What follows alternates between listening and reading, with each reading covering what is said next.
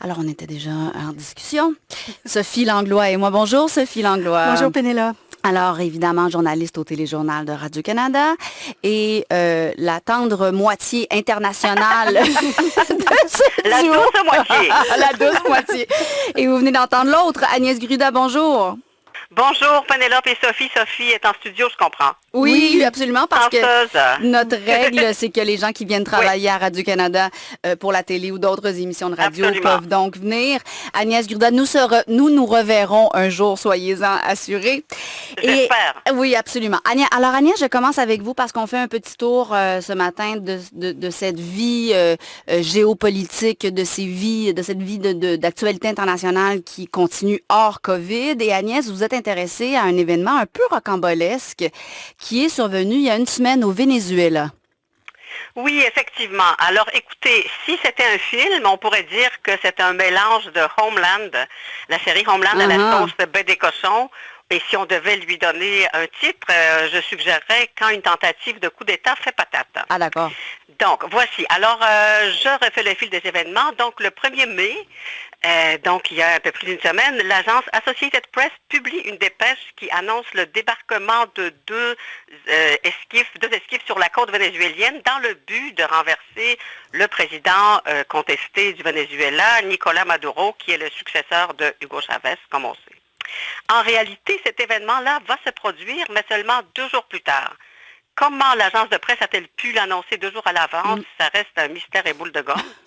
Le fait est que, donc, le 3 mai, 2 jours après cette dépêche, une vingtaine d'hommes à bord de 2 embarcations débarquent à Macuto, sur la côte du Venezuela, à peu près à 1 heure de la capitale Caracas. Mais l'armée est là, ils les arrêtent, 8 insurgés sont tués, d'autres sont arrêtés et parmi eux, il y a 2 anciens soldats américains. Au total, au fil des jours, ce sont 34 personnes qui seront arrêtées pour avoir participé ou bien fomenté ce qui a les allures d'un coup d'État avorté.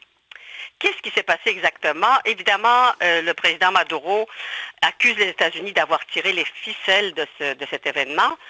Je dois faire une petite mise en contexte ici. Alors, on se rappelle qu'en janvier 2019, Juan Guaido, qui est alors le président de l'Assemblée nationale vénézuélienne, qui est dominé par l'opposition à Maduro, s'était autoproclamé président du Venezuela, à qui il reprochait à Nicolás Maduro d'avoir pris le pouvoir en organisant des élections malhonnêtes et donc de n'avoir aucune légitimité.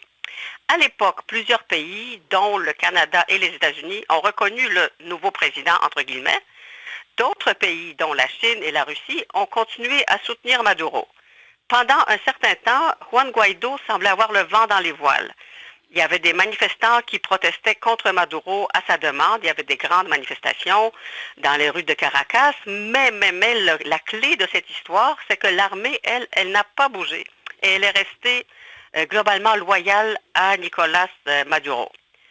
Depuis, le pays est coincé dans une impasse totale. Et cette impasse est doublée d'une crise économique qui n'arrête pas de s'aggraver. La situation des Vénézuéliens est tout simplement catastrophique. Ils fuient massivement le pays. On est rendu à pas loin de 5 millions parmi les 32 millions de Vénézuéliens qui ont quitté. La majorité passe par la Colombie puis se disperse dans d'autres pays latino-américains. Moi, j'y avais fait un reportage en Colombie il y a un peu plus d'1 an. J'ai rencontré plusieurs de ces réfugiés puisqu'ils racontaient sur la réalité de leur pays, faisaient vraiment dresser les cheveux sur la tête.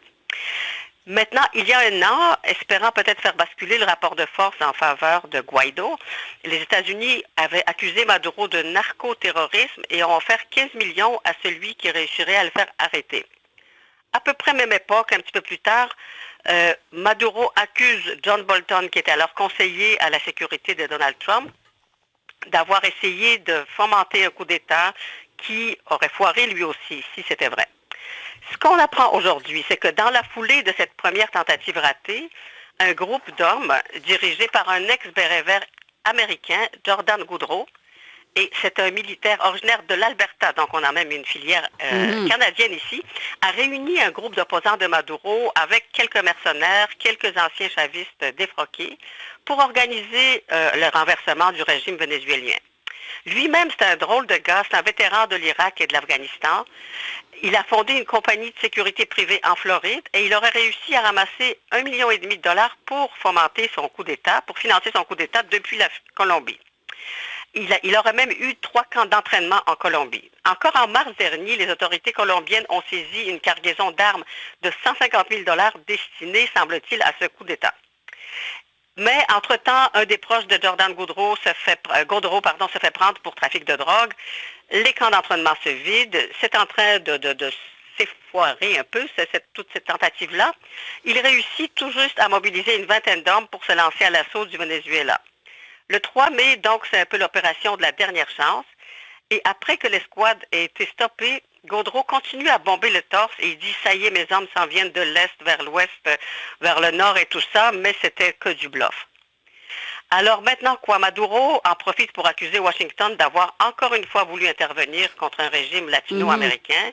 Les liens avec Trump et Washington et la CIA sont vraiment pas confirmés. Ça a surtout l'air d'une vraie opération d'amateur. Gaudreau affirme avoir été financé par l'opposant Juan Guaido, qui dit « c'est pas vrai ».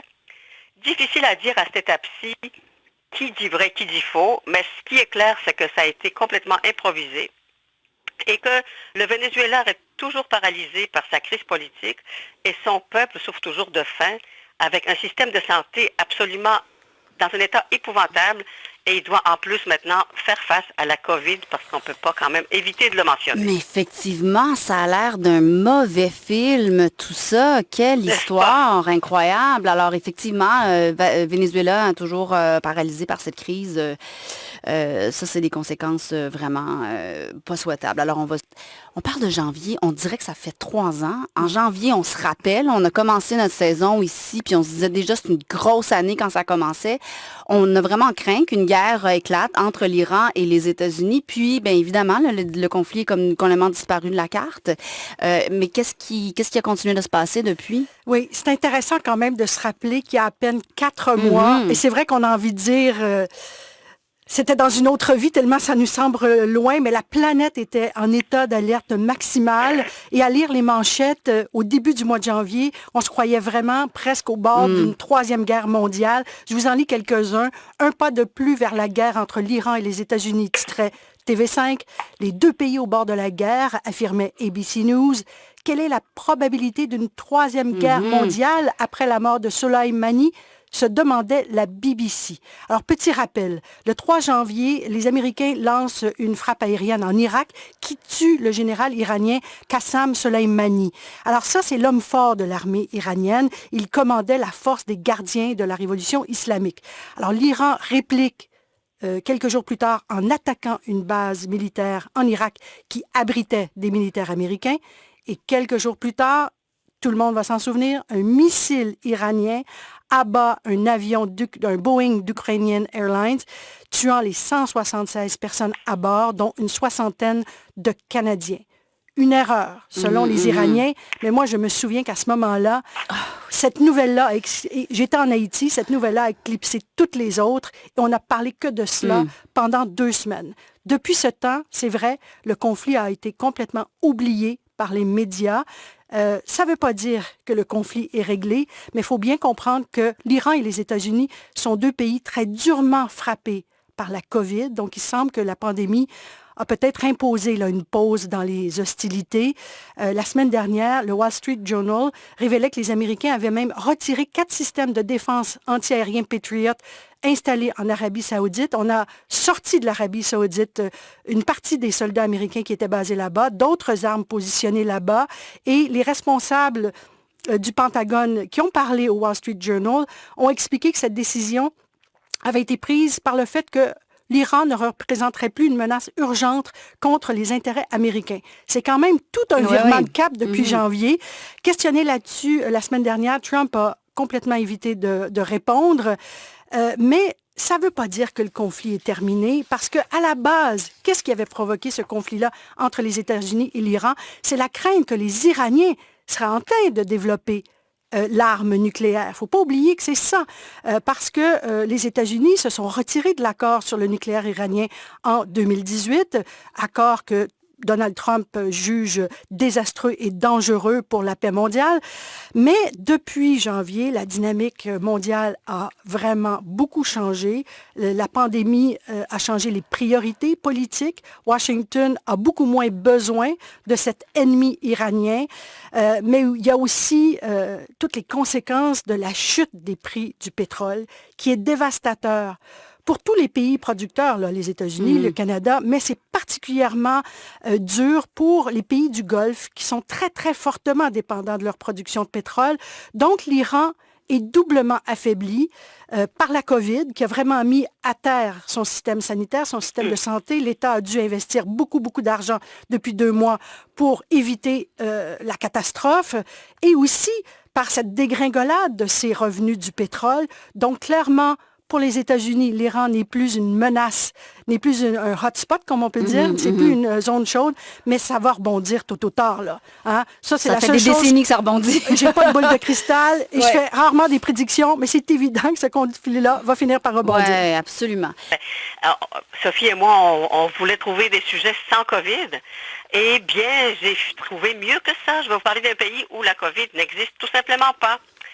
Évidemment, c'est ce que dit son président, car ce n'est pas nécessairement la réalité. Et il s'agit de la Biélorussie.